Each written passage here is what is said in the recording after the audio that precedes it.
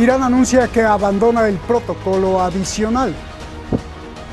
Sin embargo, al mismo tiempo también alcanza un acuerdo con la Agencia Internacional de la Energía Atómica que da un respiro por 3 meses.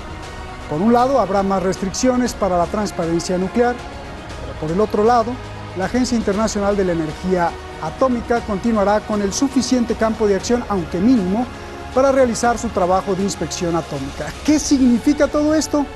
Preguntemos, comenzamos.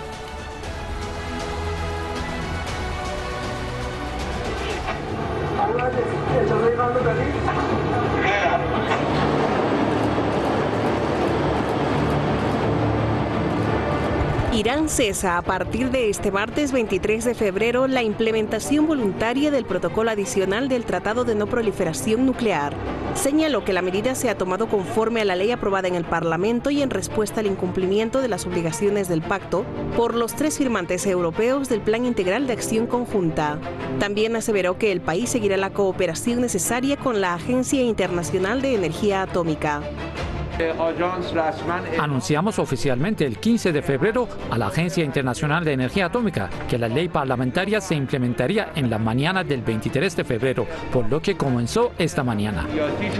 El líder de la Revolución Islámica de Irán, el ayatolá Seyed Ali Jamenei, denuncia la retórica hostil e injusta de Estados Unidos y Europa respecto al país. Recalcó que la República Islámica no busca poseer armas de destrucción masiva, incluidas las nucleares, que están prohibidas por el Islam. No obstante, aseguró que Irán desarrollará su programa nuclear en función de las necesidades del país y con fines pacíficos.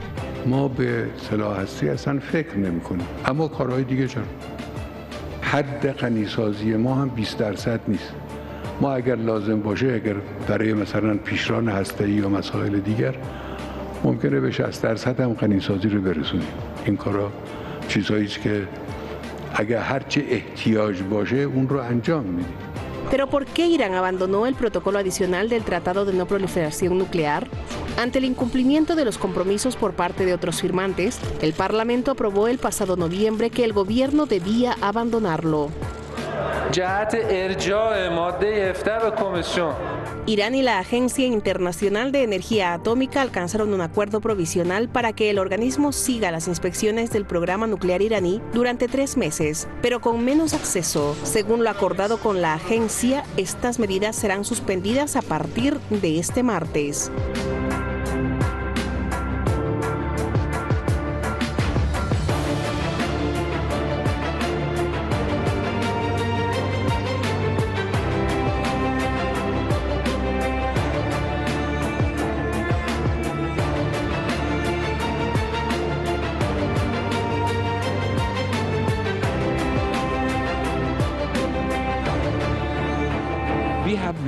Ahora hemos reducido el nivel de nuestro compromiso, pero vuelvo a lo que siempre hemos dicho. Esta decisión es reversible y tomará un tiempo. El tiempo en el que ellos vuelvan al cumplimiento total, nosotros volveremos al cumplimiento total. Rusia y China celebraron el pacto que abre el camino para seguir los diálogos políticos y salvar el Plan Integral de Acción Conjunta, firmado en 2015. Subrayaron que ahora la única opción para salvar el acuerdo nuclear es la vuelta inmediata de Estados Unidos, que se retiró en mayo de 2018. China siempre ha creído que el regreso de Estados Unidos al pacto nuclear es la única forma correcta de resolver el impasse nuclear iraní. Todas las partes deben fortalecer su sentido de urgencia y trabajar para implementar el consenso alcanzado en la Conferencia de Ministros de Asuntos Exteriores sobre la cohesión nuclear de Irán, celebrada en diciembre pasado, y que el convenio vuelva a encarrilarse lo antes posible. Por su parte, el jefe de la diplomacia de la Unión Europea, Josep Borrell, sin mencionar el incumplimiento de las obligaciones de la Unión Europea, pidió la aplicación plena del acuerdo nuclear. El gobierno del presidente estadounidense Joe Biden ha dado señales de que quiere volver al acuerdo nuclear. Sin embargo, las autoridades de Irán han dejado claro que la vuelta de Estados Unidos sin el levantamiento de las sanciones no tendrá sentido.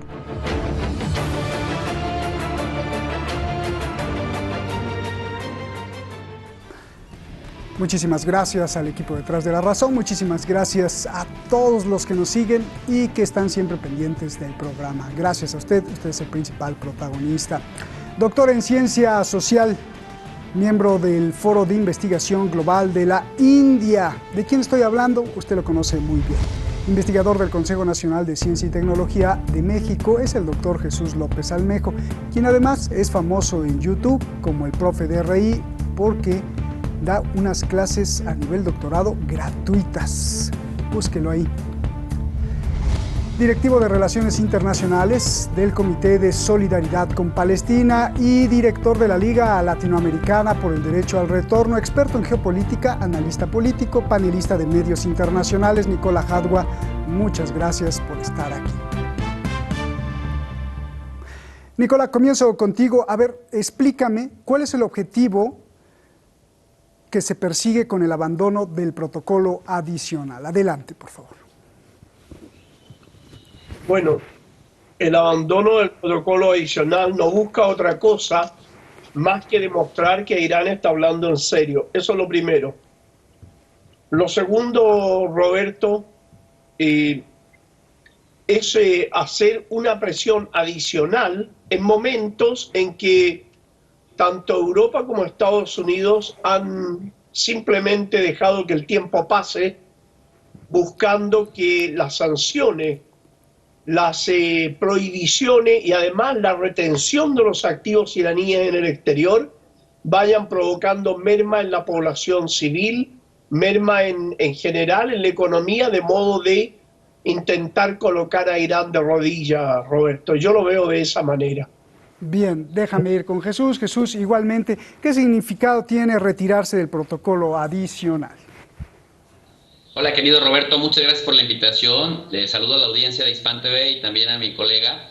Mira, es también responder a una afrenta que la administración de Estados Unidos en la época de Trump le había hecho a Irán. Estados Unidos irrespetó el pacto cuando Irán estaba cumpliendo con sus obligaciones. Este mismo pacto, en su artículo 36, señala que Irán tiene derecho a ir poco a poco dejando de cumplir con algunas cosas cuando la contraparte haga lo propio. Entonces, incluso en este cobro de la afrenta, Irán está haciendo lo correcto por las vías previamente acordadas. Si lo ponemos del otro lado, Estados Unidos hizo lo incorrecto de todas las formas porque quería ser juez y también parte.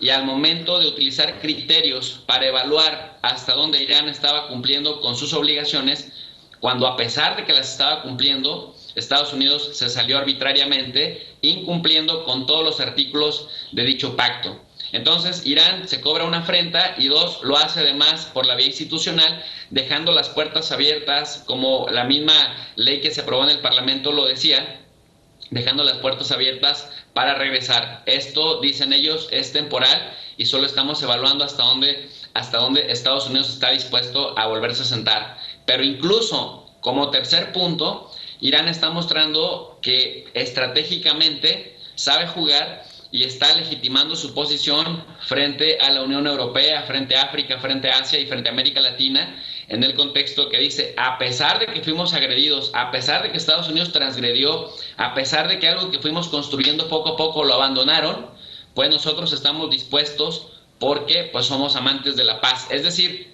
están dejando en evidencia al que siempre se ha autopromovido como amante de la paz, que pues prácticamente pone un montón de condiciones y que bueno, ahora en el contexto de las vacunas está resultando también demasiado egoísta, acaparando buena parte de las vacunas, Roberto. Ese es otro tema, pero hace parte de la manera incorrecta de apreciar su propia imagen frente al mundo, Roberto. Gracias. A ver, vámonos más profundamente, Nicola, que Irán anuncia el retiro del protocolo adicional, pero a la vez firma un acuerdo con la Agencia Internacional de la Energía Atómica, en el que se compromete con lo siguiente: uno, que Irán continúa implementando plenamente y sin limitación su acuerdo de salvaguardias. Dos, Irán se compromete a un entendimiento técnico bilateral temporal compatible con la ley, mediante el cual la agencia continuará con las actividades de verificación y seguimiento necesarias hasta por 3 meses. Mantener el entendimiento técnico bajo revisión periódica para asegurar que se continúe logrando los propósitos y el trabajo de la Agencia Internacional de Energía Atómica. Yo te pregunto, ¿qué hubiera pasado si no se hubiese alcanzado este acuerdo, sobre todo en la parte 2? Es decir, que la agencia sigue verificando por 3 meses que Irán no construye o persigue un arma nuclear. ¿Qué hubiera pasado si no se logra el acuerdo? Roberto, no hubiera pasado absolutamente nada. Primero porque Estados Unidos en este momento, ni los europeos en este momento, están capacitados para sus acostumbradas medidas, que son las medidas militares. No nos olvidemos que las transnacionales planifican y el músculo militar son las que ejercen las presiones en el terreno. Europa y Estados Unidos han vivido toda la historia así. Europa tiene el nivel que tiene por la explotación y el robo que hizo de los recursos a América Latina, Asia, África, Medio Oriente. Y Estados Unidos exactamente lo mismo. De modo que la costumbre de ellos todo es lograrlo por la vía militar. Dicho esto, en este momento no están capacitados por aplicar la vía militar porque tienen un desastre producto de la pandemia. Estados Unidos está acercándose a los 30 millones de contagiados, tiene más de 500.000 muertos y con un promedio entre 50 y 70.000 dólares por paciente mensual. Por lo tanto, económicamente tampoco están capacitados para llevar adelante una guerra en este momento.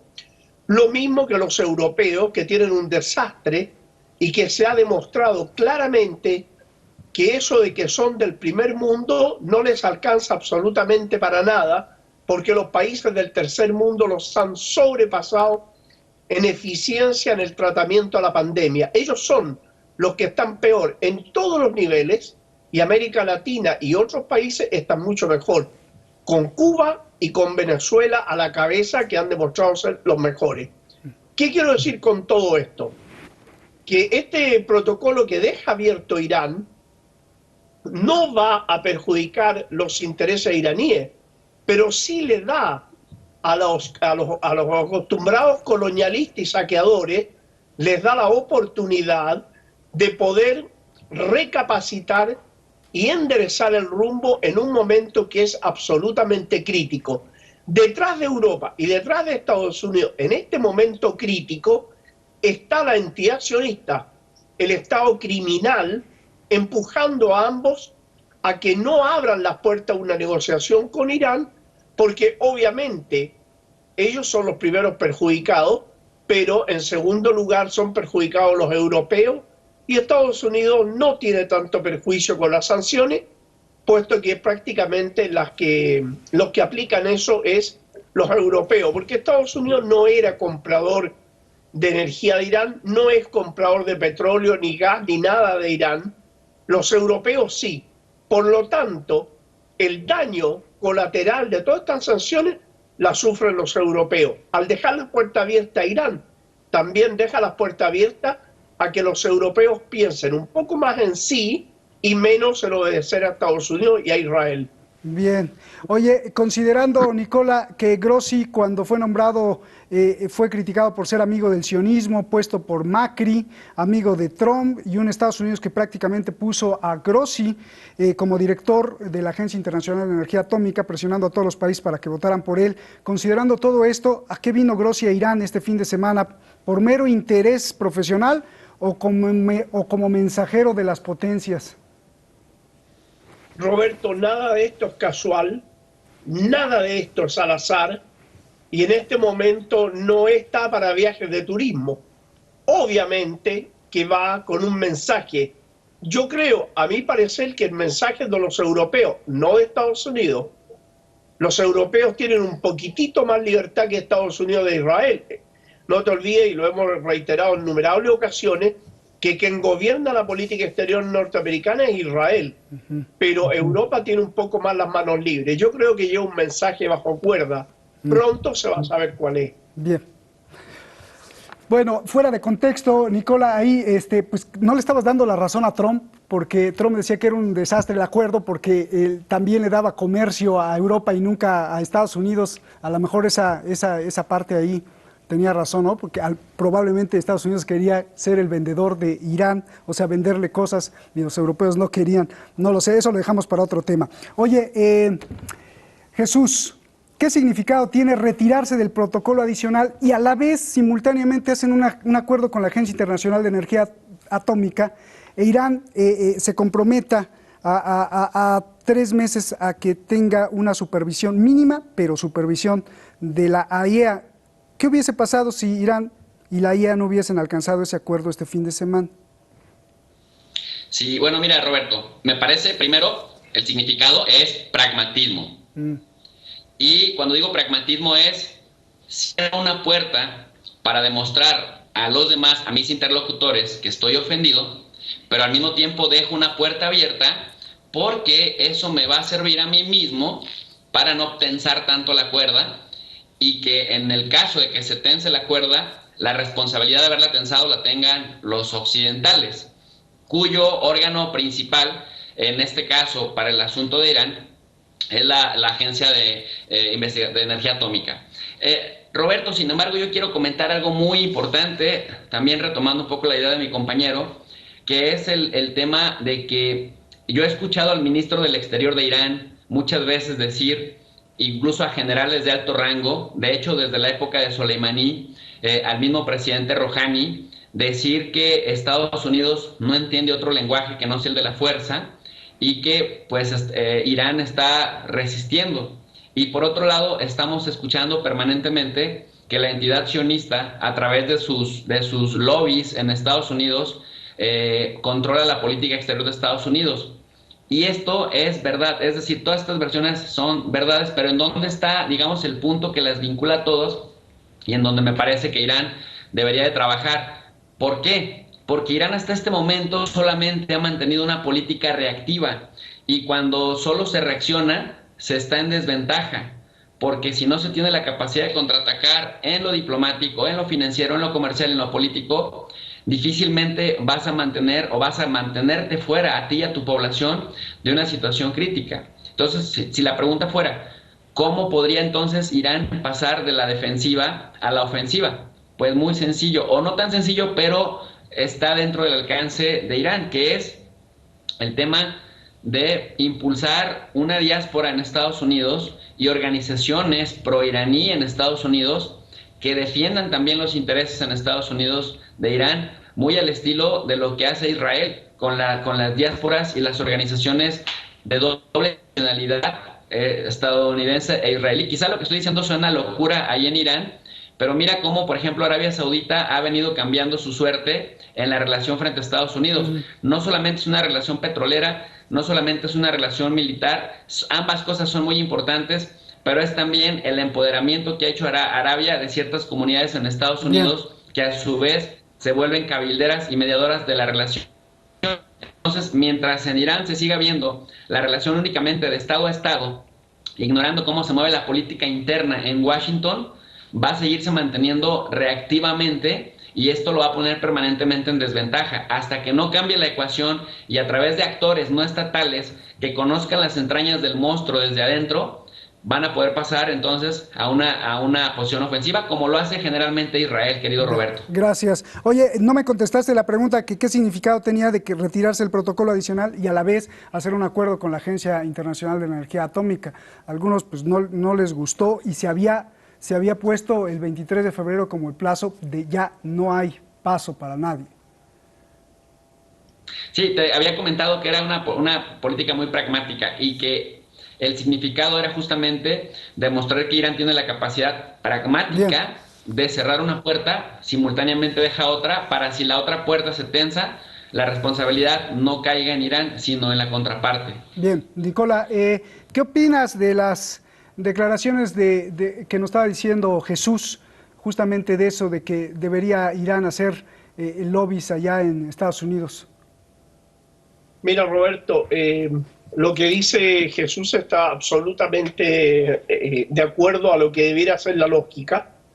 Me parece que él apunta a un hecho muy concreto y bastante lógico.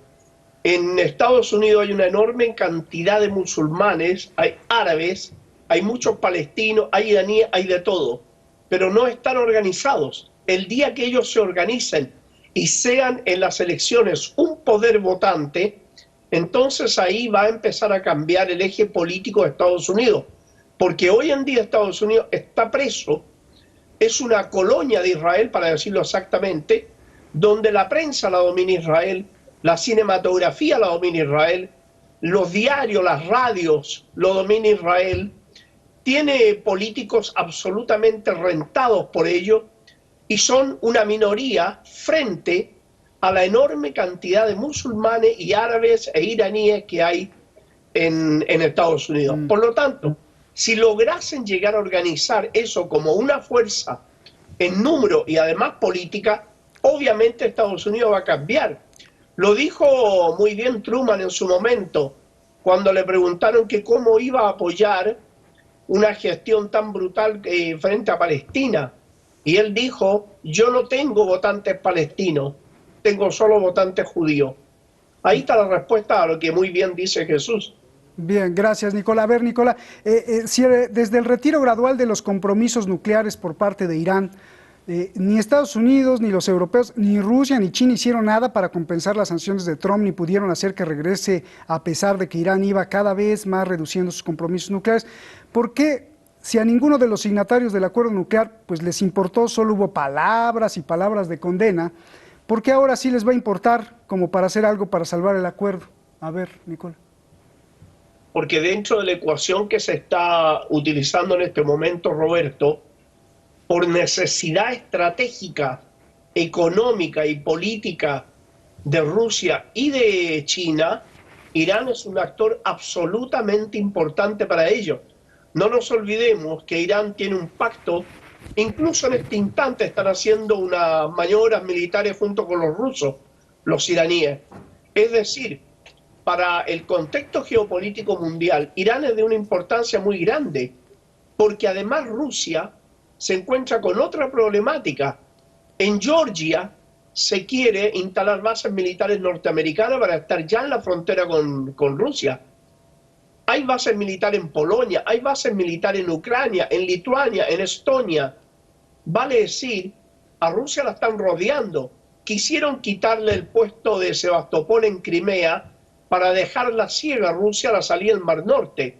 Rusia, que también está sometida a bloqueos por parte de estos países, si bien es cierto, no ha sido tan brutal como en el caso de los iraníes, no es menos cierto que tanto Rusia como Irán en este momento, no sé si llamarlo correctamente, es un matrimonio por conveniencia, pero ese matrimonio es lo que se está en este momento ayudando a que Irán se mantenga donde está, y también la amenaza china, Roberto, cuando el comandante en jefe del ejército chino dijo que una agresión a Irán sería considerada una agresión a China. Esto lo estaba diciendo porque a los chinos también lo estaban aislando. Le quitaron el petróleo de Darfur en Sudán, tenían invadido Irak, que era uno de los proveedores de petróleo a China, les quedaba Irán. Si invadían Irán para quitarle el petróleo, China quedaba sometida a un precio de la energía, un precio monopólico colocado por Estados Unidos, y con eso ralentiza la economía china y obviamente lo saca de los mercados y deja de ser un competidor como lo es actualmente. Gracias, gracias, Nicola.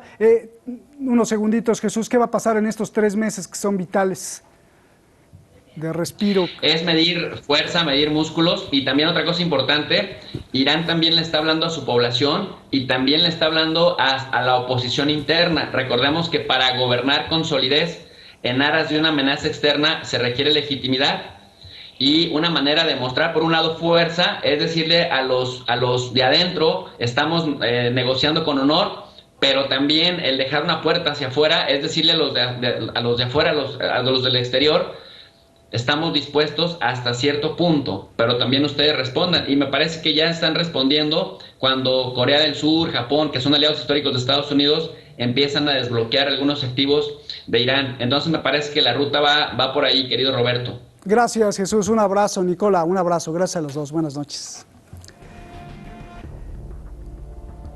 Linda Thomas Greenfield fue nombrada como la nueva embajadora de Estados Unidos ante la ONU. Ha sido criticada por senadores republicanos. La han acusado de abrazar al Partido Comunista Chino, después de que ella se refiriera a Pekín de una forma suavecita.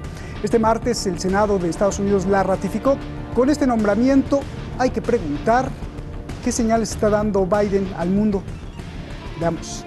Buenas noches.